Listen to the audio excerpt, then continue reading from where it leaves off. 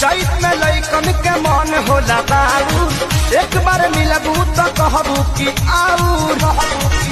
हाथ गली हन फाटल बाबा गली लगा के फेर जा नाश कर देगा हमर नया नया गवाना, नया तकिया बिछवाना, नया चोली के खोली तू बनवला खेलवाना, नया नुहर जानी बनी एक चोर राजा तेरा कमर बड़ा तोड़े राजा तानी जाई न बहरिया टूटता बदन पोरे पोरे राजा तानी जाई न बहरिया छोड़ा दी होई गईले भोरे राजा। पढ़तानी गौआ में रहतानी गौआ में टेंशन भइल रहता, जानी ट्यूशन में बन के पोजीशन में फेरा में सब रहता,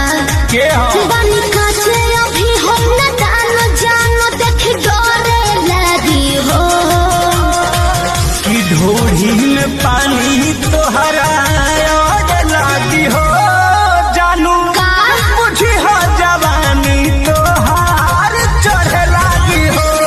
सोना बाला जोरी बढ़िया मोरी जनी गलिया दाँते काटी बदमानी कहतानी नहीं होई चुम्मा चाटी नसी जनी साड़ी हम नएगा,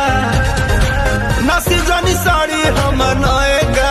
ए राजा तू तो जवान हम लइका, ए राजा तू तो जवान हम लइका। पंडित बुलाइब काशी से आज सैया डराई बड़ पियल न छोड़ब तो सुन कोलंबिया है खलासी चलनी में आता हम चलत रहनी पिया डालत रहे हो हम निकालत रहनी पिया डालत रहे हो हम निकालत रहनी बेलत बेलत हम बेहालत रहनी पिया डालत रहे हो हम निकालत रहनी पिया डालत रहे हो हम निकालत रहनी। सुनिलो जानत लइका मोर खोजाता हो, कैसन चाही हमसे बात पूछाता हो,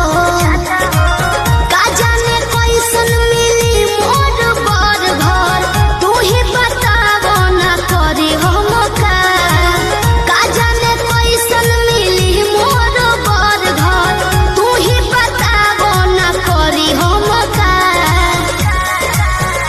अरे पापा जी से कही दा तू साफ साफ बतिया हो दादा ले मुँह का तू जाने जाने अपन चल बात खा के आई हो